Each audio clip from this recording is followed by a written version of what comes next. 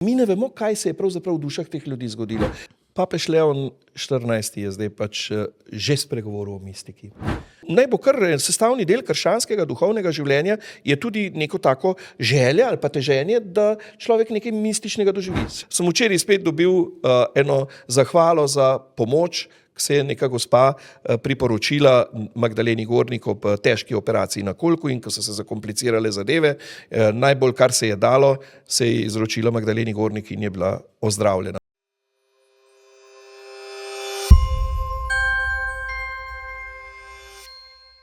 Spoštovane in spoštovani, dobrodošli v novem podcastu Družine. Danes je z mano gospod Franci Petrič, postulator. Ko sva se začela pogovarjati, ste mi rekel, da ne povem tudi, da ste postulator, ampak jaz pojma nimam, kaj to pomeni postulator. Torej, to je tisti, ki vodi postopek za beatifikacijo ali kanonizacijo določenega svetniškega kandidata. In to je moja služba, poleg vseh drugih. No in apostolator zato, ker sva se danes odločila, da bova naredila ob 130-letnici smrti Magdalene Gornik en tak pogovor o Magdaleni in še ostalih stvareh, ki tudi mene zanimajo, pa ki najverjetneje zanimajo tudi bralce in gledalce tukaj na Družini. Tako da sem vesel, da ste z mano. Mogoče vas na začetku kratko predstavim, pa če bom kaj takega pozabil, mi pa vi pol namignil, kaj sem še pozabil, če je kaj vrednega še omembe. Torej, Franci Petrič, dolgoletni urednik na Družini, potem napisal ste ene knjige, tisto sem najdel na internetu, seveda na internetu, glavni vir. Torej, Duša lepo ide z mano o romarskih središčih v Sloveniji, če se prav ne motim, ne? Verjetno uspešna zbirka, ali kako? Ja, to vam mora povedati založba Družina, ki je ponatiskovala ali pa tiskala te zadeve. Meni se je zdelo v tistih letih, da smo dosegli res nekaj dost veliko število bralcev. Najbolj uspešna na koncu, to so bili vodniki, 5 vodnikov, potem pa seveda monografija, ki je šla leta 2005, kjer imate pa tudi en tak kakovosten pregled, ki ga zdaj ni več, no, je res stvar še vedno zelo dobra, o romanih nasploh. To se pravi, študija o romanih. Marsikdo se je že lotil, ampak tole moje je bilo kar uspešno, tudi zato, ker sem ogromno literature prebral in sem potem to porabil tudi za magisterij, ki sem ga delal na teološki fakulteti. Super. Veste, kaj me še zanima? Torej, po Družini ste tukaj zdaj na Škofiji kar nekaj časa že. Kaj so tukaj vaše funkcije? Kakšna te dela službe? upravljate? Ja, pač bolj administrativne. Že od leta 2011, ko sem bil še na Družini, sem postal arhidiakon 4. arhidiakonata, zdaj sem 1. arhidiakonata. Potem, tale postulatura je zdaj tudi ena služba, ki sem jo dobil leta 2017, ko sem nehal na Družini. Urejam še vedno Besedo med nami, revijo s meditacijami svetopisemskimi, ki izdaja Družina. Potem sem kanonik v stolnici s obveznostmi, ki so vezane na stolnico in hodim kot duhovni pomočnik, poleg tega, da mašujem v stolnici še vedno v župnijo Vodice od leta 2015, kjer imam nedeljske in praznične maše. A sem še kakšno stvar pozabil, se kar človek ob vseh različnih zadev. Pa gospod Načkov mi je zaupal službo birmovalca in to je v spomladanskem pa jesenskem delu, kar zahtevno delo, pa tudi lepo. Ja, to je... Pa morda je še kaj, pa se ne spomnim. Okay, to je birmovalec biti, kar je ena taka funkcija posebna, ne sploh v današnjih časih. Ko gledate na to, se vem, da nismo rekli, da se o tem pogovarjamo, ampak pri meni je zmeraj Kar začniva s tem.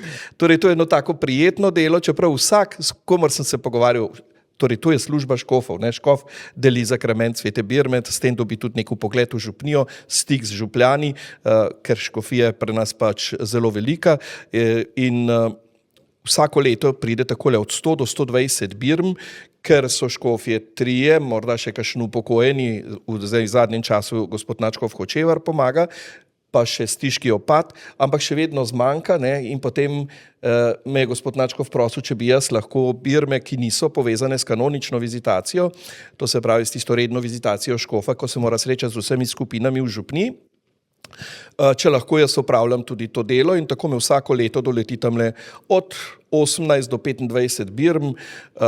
To je prijeten stik. Jaz, ki sem bil novinar, seveda poznam župnije. Meni nobena župnija ni neznana in grem rad, čutim pa veliko odgovornost, ker gre za prihodnost.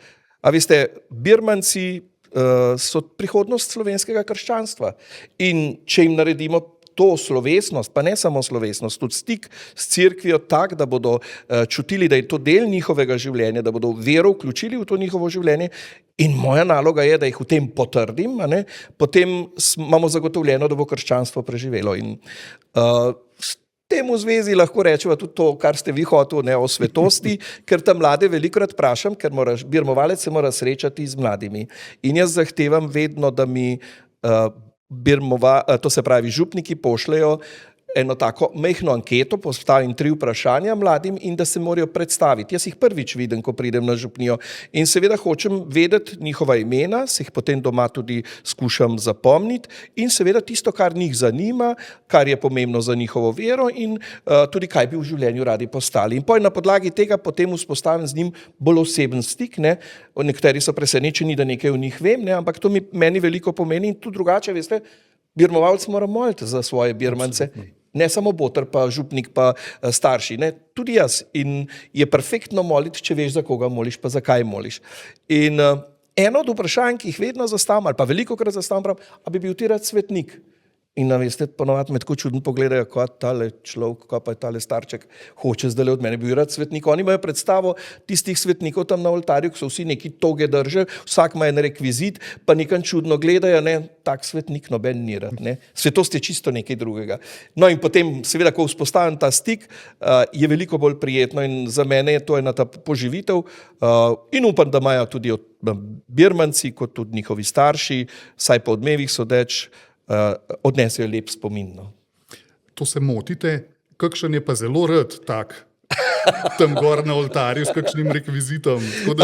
Tukaj živi se rajš postavljajo bolj, kot pa oni so v svoji drži, ampak živi svetniki, oziroma ki bi bili radi svetniki, ali pa se imajo za svetnike, ti se pa radi postavljajo, ampak o teh ne bo rekli. Ja, pa tisti ponavadi potem niso dejansko tako redki verjetno.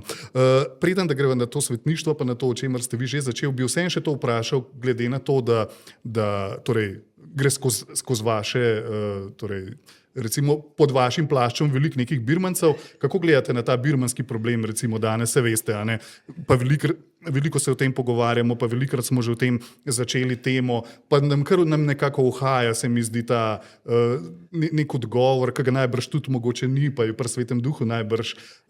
Kako gledate na ta problem, torej toliko birmancev, pa nič kaj dost, podeljujete neke...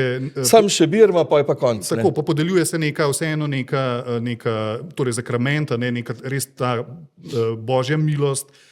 Rečemo večkrat, sej samo da pride božja milost, bo že kasneje, pa nas pol nekako zgodovina že na nek način opozarja, da tudi ta kasneje ne pride, oziroma vedno redkeje tudi ta kasneje nazaj k cerkvi pride, tudi za te mlade, ki so bili, pa so zdaj že malo starejši, pa še vedno nimajo nekih afinitet, oziroma mogoče celo obratno neke zadržke napram cerkvi, pa to, kako gledate na te pojave? Ja, jaz osebno mislim, da pustimo duhu, da deluje. Mi pa naredimo vse, kar mi zmoremo in znamo. In zakaj bi z nekimi pravili še bolj omejevali? Se mi zdi pa, da je bistvena osebna odločitev za Boga, vsakega. In to osebno odločitev naredi po nekem zdravem premisleku. Res, da tam, veste, 13-letnik, 14-letnik odkriva svet, odkriva sebe, odkriva življenje in je zelo, bom rekel, na nek način raztreščen. In zato so nekateri govorili, pa dajmo premakniti birmo v nižje, ampak ne vem, če bo kaj več rezultatov drugačnih. Ker človek, dokler ne naredi osebne odločitve za vero, za Boga, bo pač pripadal nekim tradicionalnim krogom in vemo, kako je s to tradicionalno vero. So prazniki, takrat greš v cerkev, drugače pa ne. Ampak ima nek stik, neko izkušnjo, ko pa pride nek prelomen trenutek, lahko je huda preizkušnja, lahko je pa tudi nekaj lepega, takrat se pa res odloči in živi svojo vero. Mislim, da veliko oporo so lahko razne, karizmatična gibanja ali pa razne skupine, ki so po župnijah in zato vedno vztrajam, da morajo birmanci se vključevati v župnijo, če hočejo ohraniti svojo vero, ker to te meče sem in tja in lahko res čisto po nepotrebnem nekaj zabluziš, kot pravijo. Meni se pa zdi pomembno, da tisto, kar ima stik s cerkvijo, prvič naj bo res privlačno, da ga potegne, drugič, da začne razmišljati, da ima nek povod, da začne razmišljati in tudi, če se bo kdaj oddaljil, sem jaz prepričan, če je imel dobro izkušnjo v nekem obdobju svojega življenja, bo enkrat spet prišel na tisto točko, kjer bo lahko vzpostavil stik z Bogom. Tako da z istim problemom se ukvarja v Italiji, na vsem zahodu, v Ameriki sem zdaj bral, škofovska konferenca govori, bomo premestili mejo, starostno mejo, da bodo šli k Birmi prej, ampak noben še ni povedal, a pa je tisti, ki so pa prej prišli k Birmi, kasneje pa redno hodijo. Ne, gre za osebno odločitev za Boga in mislim, da v teh prelomnih časih, tam 14, 15, 16, 17, je kar fajn, da jih imamo tudi mi, a ne? Če ne, pa še že takrat zgubimo.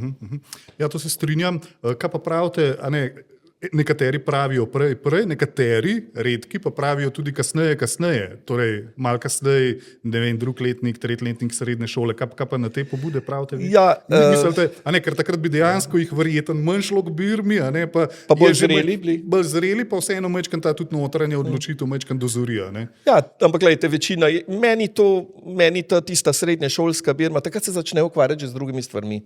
Oni se odločajo o svojem življenju, o poklicu, ne, in se mi zdi bolj smiselno, da to duhovno področje, ker zakramenti pa duhovnost, ne jih dosežejo še takrat, ko recimo ni lih tista življenjska, ko enkrat začneš razmišljati o poklicu, pa začneš razmišljati, a se boš poročil ali pa saj boš življenjskega sopotnico dobil, potem začneš razmišljati o standardu in takrat Boga malo porineš na stran, ne, ali pa ni lih v prvem planu, ne, in zato je bolje nekoliko prej, da mu daš kot popotnico. Dej, če si ti, ta prav boš vedel, kako to porabiti, ne tako kot pametni telefon, ali pa boš skozi visel na njem, ali pa nič, ne. Ja. Še eno vprašanje imamo v zvezi z Birmo, pa res zaključva s tem.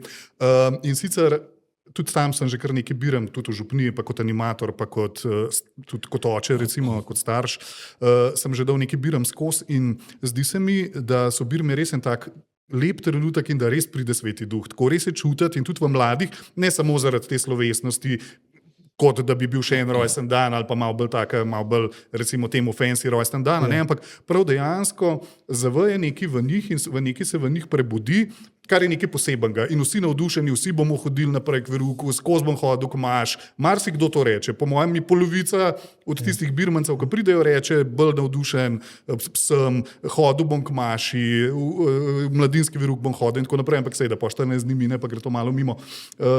To mi je stalno prevpraševanje, kaj delamo kot cerkev, da ne vzdržujemo tega, ne? Ker vendarle cerkev vsako nedeljo ponavlja na nek način to, da se te milosti obilno razsipajo na nas vernike. A imate še kakšen komentar glede tega? Jaz moram reči še enkrat, ne.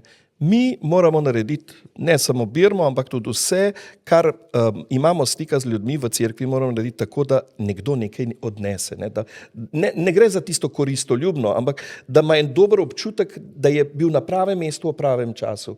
In ta izkušnja ga bo gotovo v nekem trenutku pomagala mu, da bo v življenju se prav obrnil. Ne. Sej gre za to, da smo opora, ne. In včasih malo pretiravamo, ko mislimo, da moramo vse meriti skozi številke. To se pravi, ali toliko jih je nehalo hoditi, toliko jih je ni. Mi ne vemo, kaj se je pravzaprav v dušah teh ljudi zgodilo. In moja izkušnja je res, ko hodim s temi mladimi, v njih je veliko dobrega. Več, kot si predstavljamo. Tudi te individualne izkušnje, letos, ko sem imel par takih birm, da sem bil res prav ganjen, ampak ne zaradi tistega čustvenega vznoja, ker sem vedel tudi ozadje otrok. Recimo, da se en otrok odloči, ko doma ga nič ne podpirajo, da bo šel k Birmi, pa ni šel zaradi darila, ampak ker vsi gredo, ne, torej eno, bi rekel, ta masovni občutek, čredništvo, ampak on je hotel sam iti k Birmi in je redno hodil k veruku, izpolnil vse obveznosti in pogoje in pokazal, da mu to nekaj pomeni. A ne? Ja, tudi če bo zdaj malo zašel kam, ampak jaz mislim, da njemu smo dali nekaj in on tudi je odnesel nekaj v življenje. Ne? In sem prepričan, da to ne ostane brez sadu. Ravno danes, ko se midva pogovarjava, je evangelij o sejalcu in semenu. Mi sejemo, Bog pa daje rast. In ne biti pameten, da smo mi tisti, ki dajemo rast. Ne? Čas se zmotimo v tem. Ne? In tista, rekel, pretirana statističnost tudi nikamor ne pripelje. Ne? Pustimo duhu, da veje. Ne? In dobro, zdaj zahodna družba je pač postavljena zaradi različnih drugih izzivov res pred vprašanje, osebne odločitve. Vera je v osebni odločitvi. Danes ne moremo več računati, da bo čreda ali pa skupnost vplivala, da boš ti prakticiral vero. Ne? Ampak osebno se moraš odločiti. In tukaj se mi zdi, da birmanske skupine, tudi ta birmanska pastorala veliko naredi na tem. Všeč mi je tudi, kako je Aleš Čerin v reviji Cerkev danes zelo zrelo predstavil funkcijo botra. Ker včasih malo to spregledamo, tole pa vidimo vse samo v tistem darilu, pa hitro obsojamo. Ne? Ampak odlično je predstavil, kako je boter spremljevalec v določenih trenutkih življenja svojega birmanca. In to ne je bilo. No. Super, ja, hvala.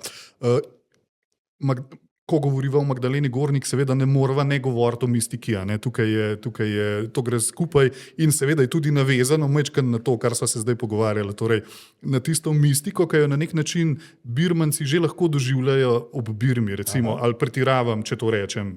Morda kakšen tudi doživi res to mistično doživetje, tako kot je Magdalena doživela, ne vem. Ampak kakšne oči, vam povem, ko gledam oči kakšnega birmanca, ko ga pogledam, jaz vsakega, ne, in potem, ker vem tudi, kaj je o njem, ne, pa vidim, jaz vidim, da duh deluje in da ga lahko tudi dvigne v tisto breku nadnaravno stvarnost, kjer doživi neko videnje, ki ga mi ne moramo navadno, običajno doživeti, ne, ker to je poseben dar. Mistika je poseben dar, ne, ampak vse tisto še ni, bomo rekli, povezano s svetostjo, ne. Mistika, to je doživljanje, ki ga imajo tudi v islamu, ga imate tudi v budizmu, ne? Imamo različne vrste mistike, ne? In to ni zdaj recimo nekaj čisto obrobnega ali pa neka, ampak je doživljanje Boga na drugačen način. Seveda velikokrat povezano tudi z videnjem in pri Magdaleni Gornik so bila povezana to običajna ta mistična doživetja z videnjem nebes, tudi tista pot, ki je bila, o kateri se veliko govori. Ampak je doživetje, ko se iz zemeljske stvarnosti dvigneš v neko transcendenco, presežnost. Različni misleci zelo različno govorijo o mističnih izkušnjah, oziroma zdaj, seveda, mistična izkušnja Magdalene Gornik je zelo specifična, ne, oziroma specifična, redka recimo tako, ne, najbrž. težko, ne delamo čist popolne statistike teh stvari, ampak vendarle, ne, nekateri papeži tudi recimo v preteklosti so govorili o tem, da je vsak človek na nek način poklican k mistični izkušnji, potem recimo Karl Rahner, ko govori o mistiki, ne, pravi, ali bo človek jutri mistik, ali pa ga ne, mislim, ali bo katoličan mistik, ali pa ga ne bo. Kako vi gledate na to? No? Tudi v tem kontekstu vsakdanjega življenja, kaj za vas pomeni, se vam zdi, da včasih mogoče zmanjšujemo pomen tega ali pa prepovzdigujemo, si želimo, da bi, ne vem, dejansko doživljali neka videnja tudi v nekem takem smislu, kot jih je doživljala Magdalena Gornik. Mogoče kaj malo razložite to. No? Ja. Papež Leon XIV je zdaj pač že spregovoril o mistiki. Namreč novembra 25 so imeli v Rimu kar en obsežen posvet o mistiki v krščanstvu in tudi sicer in pogled, bi rekel, cerkve na mistiko. To je bilo posvet tamle na Urbanjani sredi novembra in potem jih je sprejel vse te udeležence tega simpozija in je spregovoril prav. Mistično doživetje ni lastno samo krščanstvu, ni neka nagrada za to, ker ti sveto živiš, tudi različni ti darovi, ki jih dobiš, ne, videnja, pa stigme, pa potem levitacija ali pa kaj drugega, kar je s tem povezano, tako kot je bilo pri Magdaleni Gornik, to ni nagrada za to, ker si ti svet pa pobožen, ne. To je v drugem planu. Tvoje prizadevanje, tvoje združenje z Bogom, ne, kako izpolnjuješ Božjo voljo in kako Božjo voljo sprejemaš v svoje življenje in jo skušaš živeti. Bolj, ko rasteš v tem, bolj si seveda tudi nekje. Mi imamo pa napačen pogled glede mistike, da je to oddaljenost od življenja. Ne? To je v bistvu sredi življenja doživljanja. Res mistična doživetja, tista izjemna, ko imaš videnje ali pa ko se dvigneš iz zemeljske stvarnosti, to naprimer se komu lahko zgodi pri svetem obhajilu. To ni stvar, ki ne bi bila. Tudi Magdalena Gornik je prvič oziroma doživela ob svetem obhajilu mistično doživetje, je zagledala Jezusa v hostiji, ko je bila na romanju na Novi Štifti. In moram reči, da teh mističnih doživetij je veliko in to še ni dokaz ali pa potrditev svetosti. Mimogrede, ne. In v Magdaleninem času, da ne boste mislili, je bilo kar dosti takih prikazovanj pa ljudi, ki so govorili o mističnih doživetjih. Naprimer, v istem času se je dogajalo nekaj podobnega v Koprivniku na Kočevskem, ampak tisto so potem je porinjeno v pozabo in se sploh ne ve, a je bilo pristno ali ne. Na Dunaju so imeli eno ženo, ki je tudi imela mistična doživetja in so jo peljali takoj na oddelek psihiatrični in seveda o tistem se poj ni pisalo, je pa škof Wolf to omenja v svojih pismih. Dobro, mi iz novejšega časa poznamo recimo zelo Faustino Kovalsko, ne? Potem poznamo naprimer Terezijo Neumann, ki je na Bavarskem živela, 61. leta je umrla. Potem imamo Katarino Emmerich, ki je imela ta mistična doživetja, pa je celo podoživljala posamezne svetopisemske prizore. Tega je v krščanski misli. Največji mistik, oziroma eden pomembnih mistikov, pa včasih pozabimo, je pa sveti Pavel. V drugem pismu Korinčanom, v 12. poglavju, on pravi, kako je bil dvignjen v tretja nebesa in slišal besede, ki jih ne sme povedati, ne? In iz svojega telesa dvignjen v nebesa. Ne? In tako bi rekel, to je mistično doživetje, ki ga lahko je en poseben dar človeku, ki se popolnoma preda in odpre Božji milosti. Ko ste omenili svetega Pavla, se mi zdi izredno povedno tudi, ker on ni zelo posredno se je dotikal teh svojih mističnih izkušenj, tega svojega mističnega izkustva, ki ga je takrat doživel v poti v Damask. To ni isto. To ni bilo isto, to je drugo, okay. To je bilo drugo doživetje, ki je bilo tretje, ker je dvignjeno tretje nebo. To je drugo, ki ga opisuje v tem pismu. V katerem pismu ste rekli? Isto je pa drugo pismo Korinčanom, 12. poglavje, druga vrstica, boste videli. Ampak se ne nanaša na to spreobrnenje njegovo. Razumem, Ampak ni nič hudega, je imel več tega. Hotel sem reči v tem spreobrnenju prav na nek način želi, da kot recimo temu na nek način pravi mistik, se majčkeno oddaliti od tega, da ne bi to prevzemalo nekega mesta ali pa celo malika, kar se včasih zna zgoditi. Se mi zdi zelo lepo, kar ste povedal, da je mistična izkušnja ni nagrada za neko svetost, ampak je pravzaprav povabilo k svetosti, tako kot je bilo pri svetem Pavlu. To je drugotnega značaja, to je Leon 14. zelo rekel, to je drugotnega značaja te zadeve. Ne smemo to v prvi plan postavljati. Ne? Sveto življenje je pomembno. Kreposti, ki jih imaš, da živiš vero, upanje, ljubezen, vero, tako da si pogumen, da zaupaš v Boga, tudi takrat, ko Bog po krivih črtah ravno piše pravimo, ne? Da upaš, da zaupaš v Božje obljube, ker se ti zdi, da se je vse podrlo v življenju, ti pa zaupaš, če je Bog z menoj, bo z menoj. Seveda ljubezen, ne? Da zopet si pripravljen ljubiti, kljub temu, da doživljaš samo udarce, ne? Se pravi, tista levi pa desna od stran, ne? Da nastavljaš.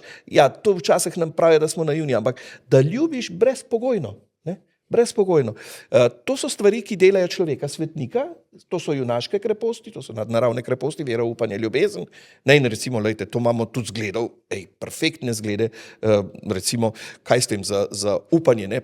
Janez Pavel II, sveti Janez Pavel II, je zaupal kljub, časi so bili čudni, on je pa podaril komunizem, in je čist nekaj novega, pa je Parkinsonovo bolezen in vendar je vodil cerkev, je zaupal, da je Bog z njim, to ni nekaj takega, kar bi mimogrede. No, potem za ljubezen imamo zgled Mater Terezijo iz Kalkute, ne? Se je za njo še kdo tako pogumno naredil en tak radikalen korak, kot je ona in potegnila za seboj tudi recimo toliko žena, ki še danes služijo po ulicah, ne? Tako da tega se da dobiti veliko, no? Če ostaneva še majčkam pri mistični izkušnji, se vam zdi, da danes da se danes to pretirano poudarja, tudi v cerkvenih krogih mogoče, imamo kar nekaj po župnijah, te mistične izkušnje, mislim, o katerih sva govorila, ki so mogoče izven domene, kako bi se temu rekli, nekih takih darov, ki jih Bog nam res obilno sipa, ampak recimo na takih izjemnih darov, se vam zdi, da se to premalo, preveč poudarja, se vam zdi, da si preveč želimo, da bi torej neka mistika nas popeljala do Boga, ali kako vidite te stvari? Tega jaz ne čutim, moram priznati, da nisem tako, da bi bil lih kakšen, da bi srečal se kje, da bi bili zelo ljudje poudarjali to mistična doživetja. Morda v kakšnih gibanjih, ne vem, jaz osebno tega še nisem tako doživel, tudi v povezavi z Magdaleno Gornik, vse mi ljudje povedo marsikaj, ampak redko se zgodi, da bi ravno opisovali to, ali pa da bi to kot normo postavljali, ne? Da je to pomembno, če hočeš biti dober kristjan, moraš imeti mistično doživetje. Ne? Tega nisem še slišal. No? Ampak se mi pa zdi, da je najbolj kar sestavni del krščanskega duhovnega življenja je tudi neko tako želje ali pa teženje, da človek nekaj mističnega doživi. Seveda se moramo vaziti nekih parapojavov, ne, ki niso recimo, ali pa ki zbujajo dvom, ne, da nekdo ima videnje, to še ne vem, ali pa da kar nekaj govori o tem, kako se je, kaj je doživel. Moramo biti vendarle racionalni, mi nismo naivni, ne smemo predstavljati se, da je vera nekaj za naivne. No, to je pa mogoče naslednje vprašanje, ne, kako gre sta mistika in razum skupaj pravzaprav? Kako vidite vi to povezavo? No, en dober zgled imamo Katarino Siensko. Ona je bila mistikinja, pa je papeže obrnila na glavo. Se pravi, tukaj po moje je bilo čist.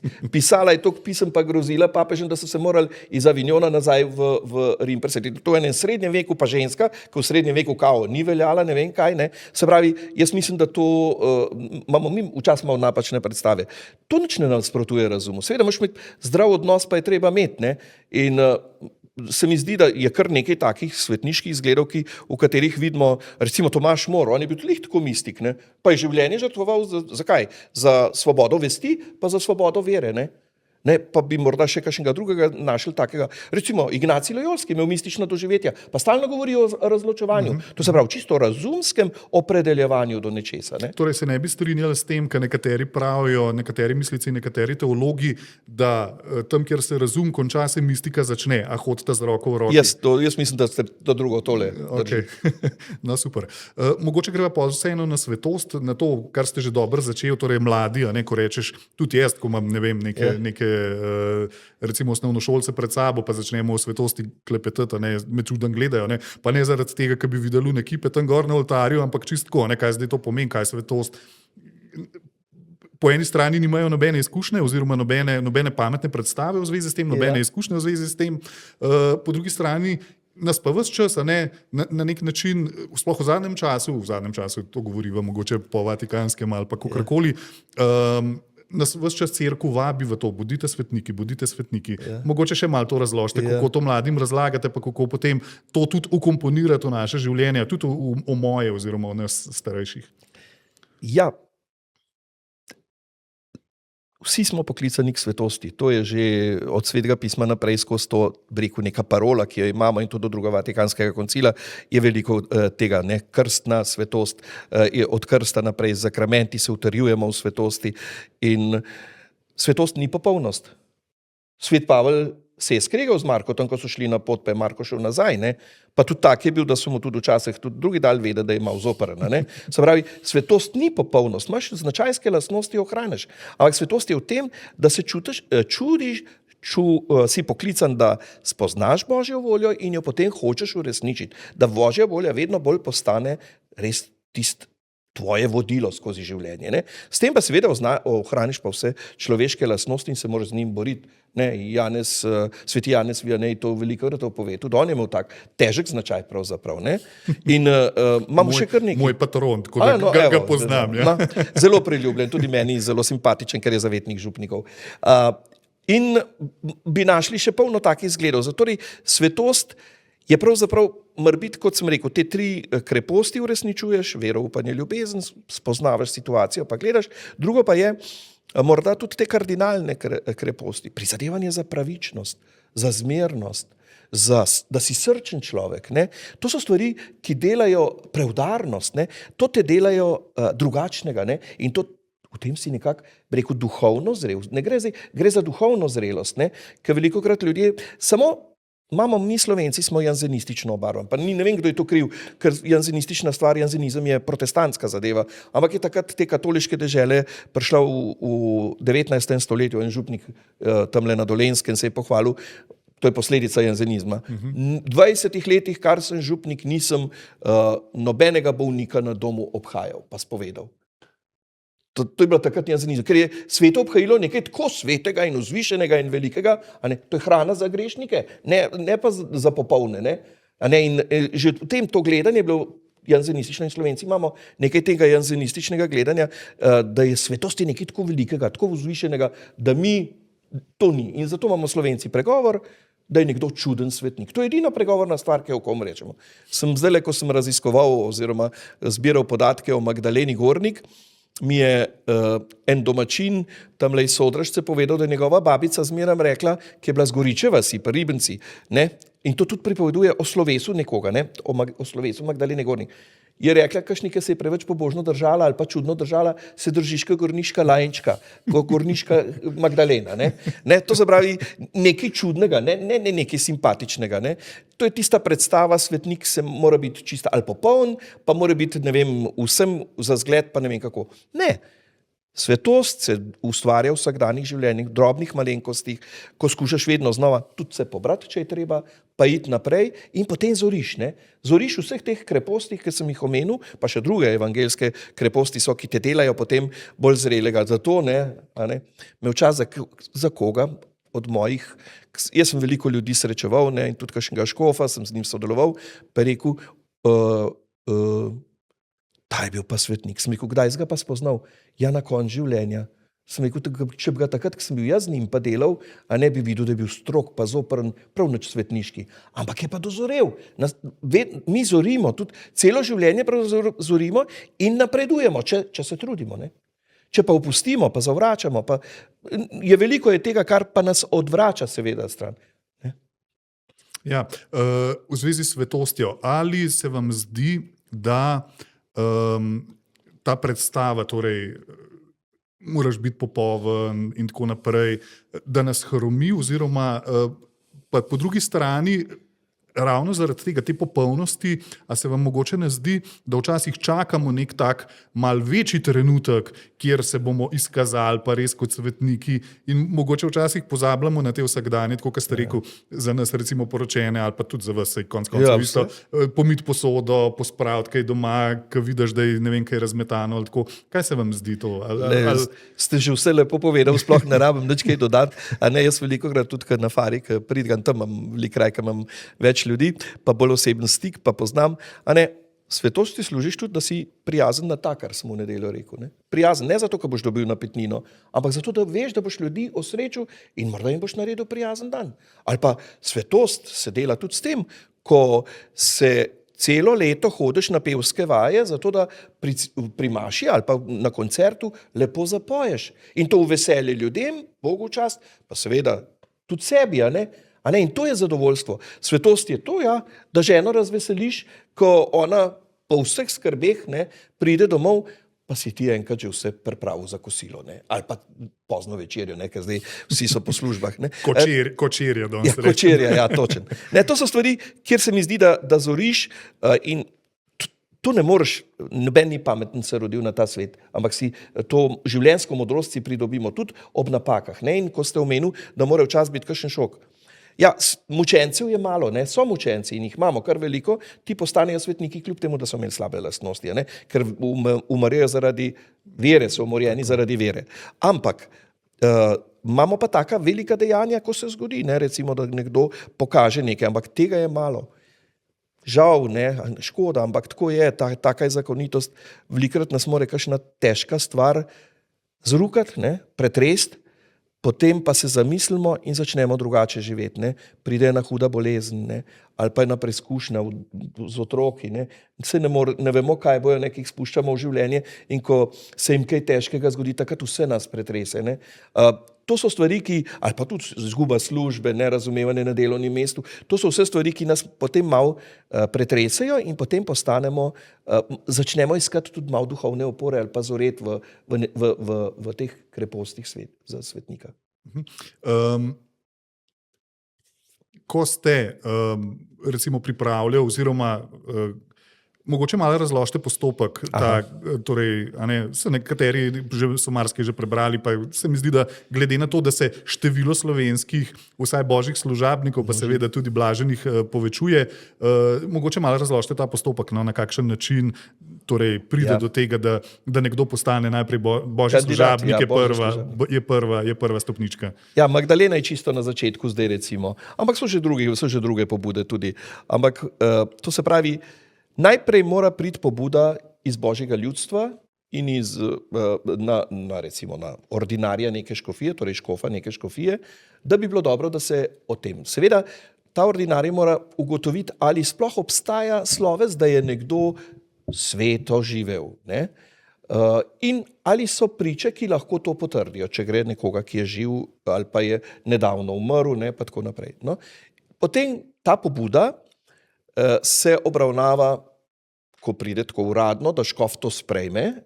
Ponavadi, recimo, meni je gospod Nadškof, ko je šlo za Magdaleno Gornik, najprej zaupal nalogo, da sem jaz preveril, ali res obstaja sploh to mnenje, da je bila Magdalena svetnica med ljudmi ali pa med tistimi, ki so mu. In potem grem jaz malo okrog, pozanimam se, bil sem arhidiakon tam, kjer je gora, in sem se pač bolj pozanimal in sem potem napisal pisni predlog, in ga prebral to se je predal na duhovniškem svetu, ki je naš parlament, in duhovniški svet je izglasoval, da se lahko začne postopek. Zanimivo, ta postopek za Magdaleno Gornik je bil predlagan že po moje, to je bilo leta 2000 ali pa še v 90-ih letih, mislim, da je bil že Nadškof Zore, ali pa je bil še Nadškof Šuštar, ki je bil že predlog dan in je bil tu že nekdo imenovan, da bi postopek začel, pa se ni izpeljalo. No?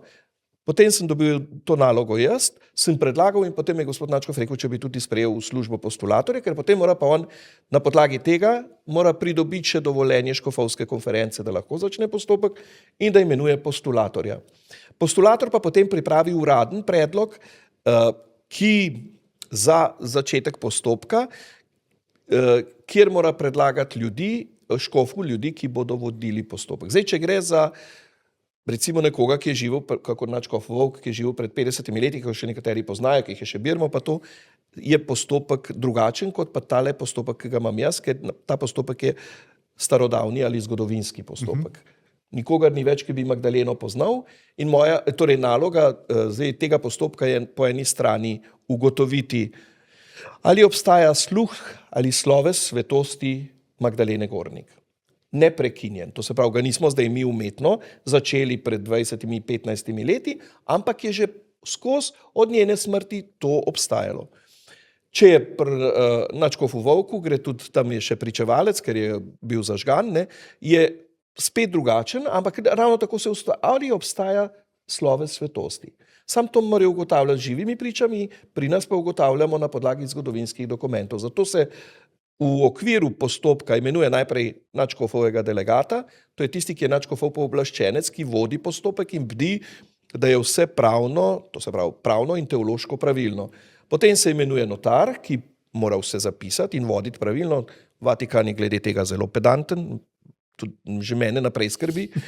Potem je pa še sodnik pravdnik, ki pripravi vprašanja za zaslišanja. To je ena stvar. Potem imamo dva teološka cenzorja, ki drug za drugega ne vesta, ki presojata, če je ta svetniški kandidat, tudi v primeru Magdalene Gornik, karkoli napisal, ki presojata, ali je to teološko, bi rekel, pravoverno. Ne?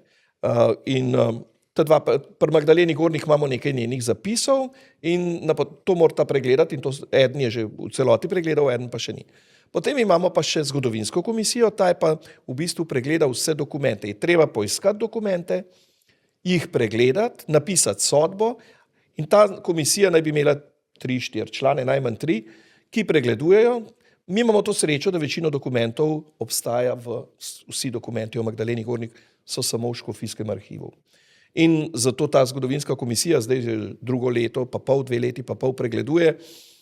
Malo gre to počasa, veste, prvič zato, ker imajo ljudje drugo delo tudi, pa ker je to zgodovinska tema, pa to in se malce vleče to, ampak to bomo že nekako upam zvozili. Ko bo to končano, ko bodo zaslišani tudi oni, da bodo izdali svoje mnenje o vsem tem, potem, pa bomo pa iskali še kakšne, to že zdaj zbiram skozi, uslišanja in zahvale, čudežne, recimo, čudeži, ki se na priprošnjo nekoga dogajajo, potem bo tudi te priče treba zaslišati in potrebno dokumentacijo zbrati in bo postopek na škofijski ravni zaključen. Pogre pa to v Rim in tam v Rimu nekdo, ki ga imenuje rimski dikasterij za svetnike, pregleda, če je bilo vse pravilno izpeljano in tam ponavadi kaj ugotovijo, pa vrnejo nazaj, pa tako naprej, tako da se malo zakomplicira življenje. V glavnem, in potem, ko je tudi tisto, če dajo oni soglasje, da je bil postopek pravilno, je treba napisati pozicijo, se pravi življenjepis svetnika, ki zdrži težo vseh preizkušenj in potem se začne rimski del postopka. Za tisti rimski del postopka je pa seveda važna čudež. To je najbolj čudež. Ne? A veste, tako, ko se zdaj mi dva pogovarjava, pa upam, ne, meni se najbolj smešno zdi, da mora svetnik dokazovati svojo svetost, da mora čudež delati. Ne? Kada je to bistvena stvar. Ne? Življenje njegovo je tisto, ki nam govori. Ljudje, ki se k njemu priporočajo, to je tisto, kar je važno. No, se tudi rimski dokument, tale, ki govori o tem, kako so postopki, je tak, da pravi, da je bolj pomembno, da se ugotovi najprej kreposti, to se pravi, kako je živel ta svetniški kandidat ali kandidatinja vero. Ne? Te kreposti, ki so mi že prej sva jih omenjala, ne toliko čudeži, ampak na koncu pa vsi zahtevajo čudež. Recimo za Baraga je že trikrat, mislim, da kar jaz vem, so bili že 3 čudeži predloženi in še zdaj ni potrjen niti eden, ker se zdravniki, ki so v sodnem tistem svetu, ne potrdijo tistih čudežev, ki jih predložijo. Pa so taki, da bi človek rekel, ne. Baraga ima najvišjo stopnjo, on ima častitljivi božji služabnik. To se pravi, on je tik pred tem, da papež lahko ga razglasi za blaženega, če bo potrjen čudež. Podobno je pri Janezu Frančišku Gnidovcu, on bo tudi, samo še čudež se mora potrditi. Ne? Potem imamo pa nekaj, pri mučencih pa ni potreben čudež. Ne? To so pa druga, to je pa postopek, ki je pa drugačen. No, torej, zdaj zelo dobro kaže postopek za Majcna, Stanka Majcna, misionarja na Kitajskem. To bo tudi, po moje, zelo kmalu tudi dobil ta naslov častitljivi božji služabnik, ker se tudi gospod Snoj zelo prizadeva za to. Ampak včasih, ne, to je znano, da v Rimu kakšna stvar čaka 2, 4, 6, pa let. To se pravi, to se v letih dela, ne v mesecih. Ne? Ampak je treba razumljivo. Jaz sem bil, smo peljali dokumentacijo škofa Vovka po zaključku škofijskega postopka v Ljubljani v Rim in nas je spremljal takrat kardinal Rode, ki je bil že takrat v Rimu. Smo šli na takratno kongregacijo za svetnike, pa smo nesli tiste škatle in pridemo na kongregacijo, pa so nas zelo lepo sprejeli, izdali potrdilo in smo imeli 2 škatli, tako kot 2 veliki knjigi, nič več. Po nam pa pokažejo, kakšno dokumentacijo za kakšen drug svetniški postopek. So bili pa zaboji in to ne en zaboj. Za enega svetniškega 2 velika zaboja in seveda smo mi čist skromno lezli skupaj in so potem seveda tudi zahtevali dodatno dokumentacijo. No, se to sem hotel tudi vprašati, mislim, to mi ves čas mi zdaj to vprašanje. Verjetno za Magdaleno Gornik ni neki ekstremno velik dokumentacije. To je tudi sama verjetno ni prav veliko pisala, hkrati pa tudi tisti, ki so bili v njej, oziroma tisti, ki so lahko neka ta poročila dejali, so verjetno ni to v kilah in tonah tega. Res je. Za Magdaleno Gornik obstaja nekaj manj kot 7,000, malo manj kot 7,000 strani dokumentov v škofijskem arhivu. Nekaj malega je še drugje, tisto sem že večinoma dobil ali pa je bilo pregledano. Tole se pa pregleduje, ker se sproti daje tudi na internet in se lahko tudi vsi berejo. To je slovensko baročno slovstvo in je posebna stran za Magdaleno Gornik, se najde na spletu in to je ZRC SAZU poskrbel oziroma delajo tam sproti. In je to fajn. Ampak Magdalena Gornik sama ni veliko napisala. Bolj v kasnejših letih in največ gradiva je Frančišek Lampe, sicer urednik in katoliški časnikar, je veliko o njej zbral, je bil zadnja 4 leta z njo zelo povezan. Tudi fotografijo, ki je naredil on, edina, ki obstaja. To se pravi, to gradivo ni tako zahtevno, razen kolikor je jezikovno zahtevno, ker je to jezik 19. stoletja. So pa drugi pisali o njej in tudi tisto je treba vse pregledati. Ne? So drugi pisali. Nekaj časopisi, nekaj pa recimo grajski oskrbnik v Ribnici je bil en Janez Plaper, je ogromno o njej napisal in tudi hodil k njej. To prvi zapisi jih je on. Žal, imamo prepise, nimamo pa originalnega zapisa, ampak to se z zgodovino zgodi, da se kaj izgubi. Potem so bili pa razni drugi, ki so jo poznali. Imamo dopise na škofijo, ki jih pišejo duhovniki, recimo gorniški duhovnik, ki je bil takrat ekspozit, en Jožef Žagar, ta prvi sprašuje, potem za njim Jurij Janeš, ki je bil pri Novi Štifti, potem je Ignacij Holcapfel, znameniti Holcapfel, ki je gluhonemnico v Ljubljani zgradil, je bil dekan v Ribnici. On ima pa take izvestna poročila škofu Wolfu takrat in to so zelo dobro pove. Kdor to nepristransko gleda, ne more ostati neprizadet in verjame v to, kar se dogaja. To se pravi, da gre za nekaj nadnaravnega. Ne? No, potem je pa še polno drugih, ki so pisali, ne? In to obstaja, pa nekaj njenih zapisov, ko sama napiše svoje videnje. Moramo vedeti, da obdobje pri Magdaleni, ki je najbolj za nas zanimivo in ga raziskujemo od leta 1847, leto njenega prvega obhajila, do 1855. Potem pa ona manj piše oziroma manj pripoveduje o tem, kar je videla, pa o teh svojih nadnaravnih doživetjih. Ena stvar, ki je zelo pomembna, torej in pri tistih, ki so razglašeni za blažene in za svetnike in mogoče že tistih, ki so v postopkih, je to, da so zgled za druge, torej da so na nek način spodbujajo druge tudi k bolj božjemu, bolj življenju, vpetemu v Kristusa, v Boga. Na kakšen način to vidite pri Magdaleni Gornik? Kaj so tiste spodbude, ki nam jih lahko Magdalena Gornik ponudi nam kot tistim, ki bomo zdaj potem, ko bo proglašena za blaženost, njeni spremljevalci na ta način? Veste, ko sem jaz prvič se zanimal za Magdaleno Gornik, to je takrat, ko mi je gospod Načkov tole dal, sem rekel, klepa kri teče. To ni nič privlačno. Svet Frančišek je zanimiv, ne? Čeprav ima rane, ampak njega zmeraj s ptički, pa z živalmi slikajo, pa z nemirožcami, pa tak simpatični, pa z volkovi.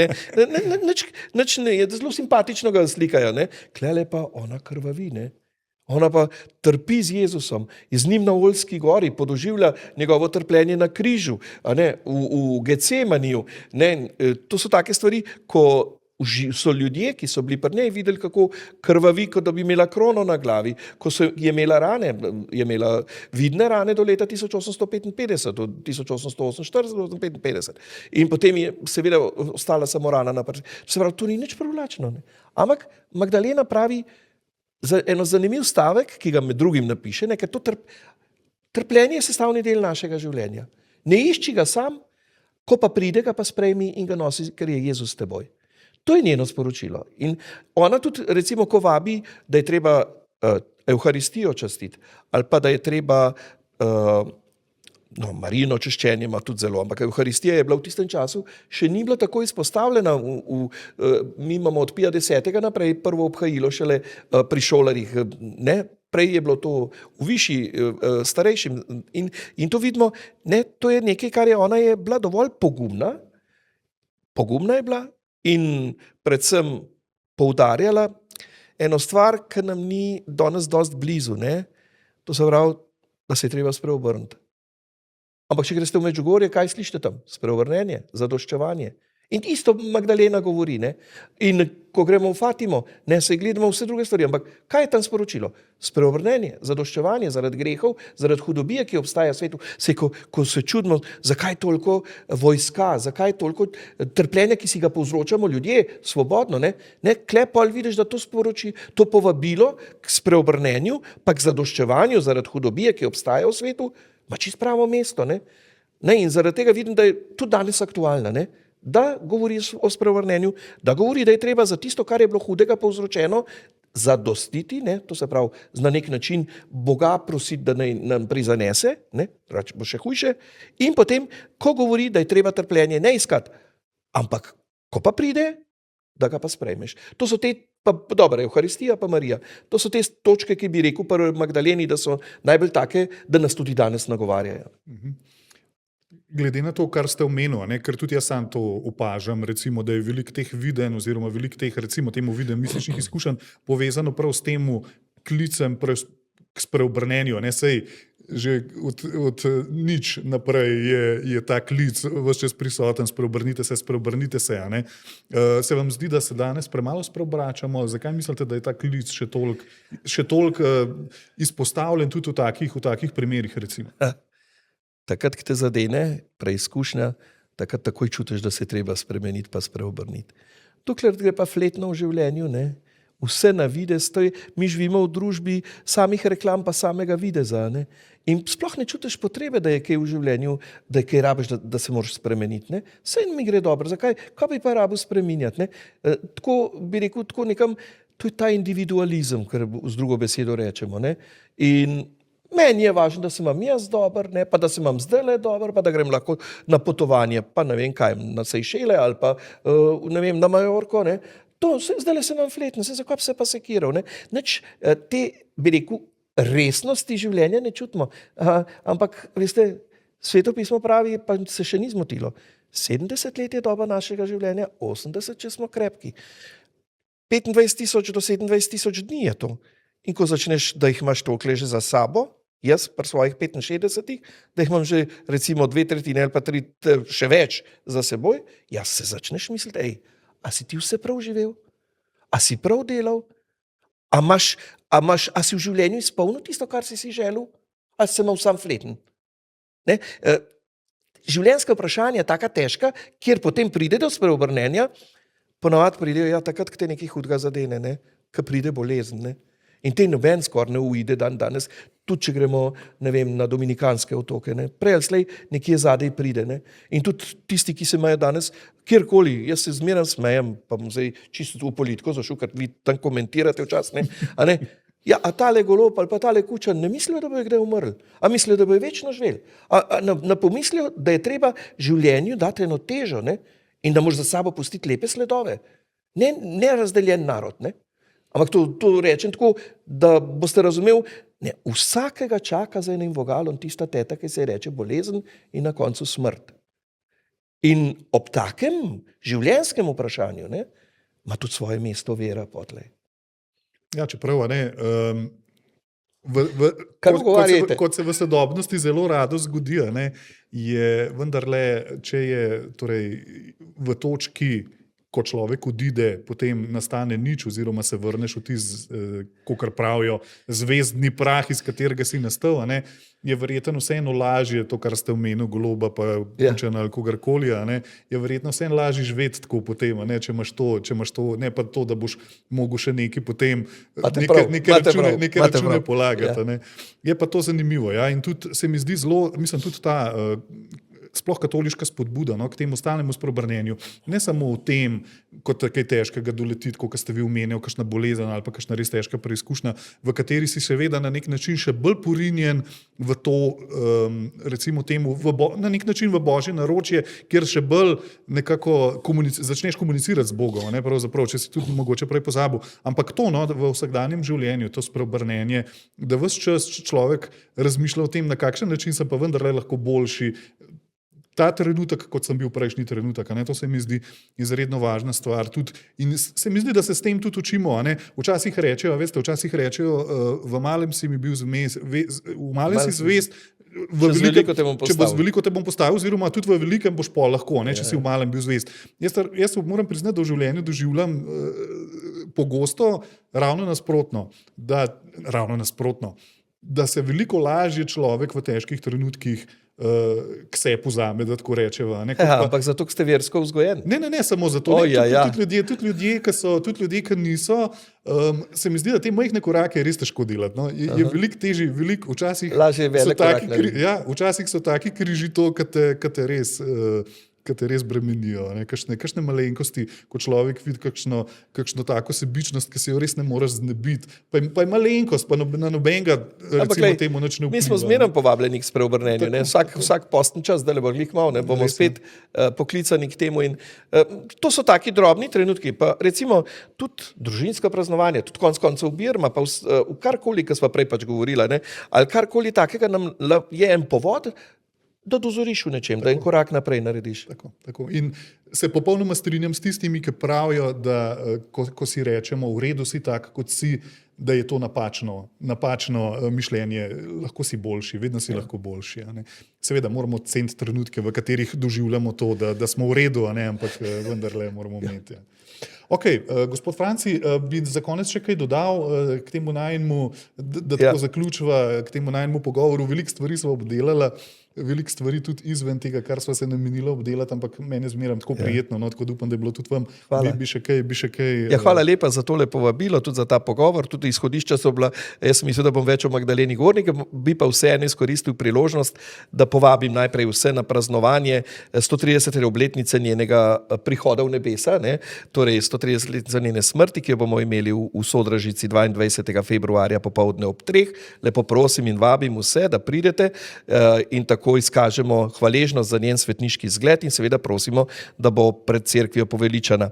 To je ena stvar. Potem vabim, da preberete Magdalenin glas gore, ki ga izdajamo in je dostopen v župniji Sodražica, torej v papirju, to je revija, ki vsako leto izide, bo tudi letos, ali pa da preberete kakšno drugo literaturo o njej, ne? Je kar dosti. Gospa Martina Kraljič je napisala odlično delo, ki je še danes najbolj brana knjiga o Martini Gornik. Gospod profesor Štrukelj je napisal že v 4 jezikih, imamo njegovo knjižico o Magdaleni Gornik, tudi v španščini, hrvaščini, nemščini je že bil ponatis, italijanščini, potem imamo zdajle v španščini je išla tako, da je v španščini in slovenščini, so Slovenci izdali. To se pravi, te literature je dovolj, da se ljudje poučimo o njej. Zdaj mi sva nekaj povedala, ampak še ne je dovolj, ne? In da se ji predvsem priporočamo. Recimo, vesel sem včeraj spet dobil eno zahvalo za pomoč, se je neka gospa priporočila Magdaleni Gornik ob težki operaciji na kolku in ko so se zakomplicirale zadeve, najbolj, kar se je dalo, se je izročila Magdaleni Gornik in je bila ozdravljena, brez težav. In tega ni tako malo, Zato bi jaz rekel, Magdalena Gornik nas vabi, da zaupamo Bogu. In da se vedno znova sprašujemo, ali sem že vse naredil, kar je potrebno, ali moram še nekaj v življenju narediti, ne? In sem prepričan, da bo vsakdo še našel en razlog, da nekaj dobrega v tem življenju naredi. In tako vsem želim lik Božjega žegna. Ja, hvala lepa. Ste zelo lepo zaključili, tako da sem zelo vesel. No?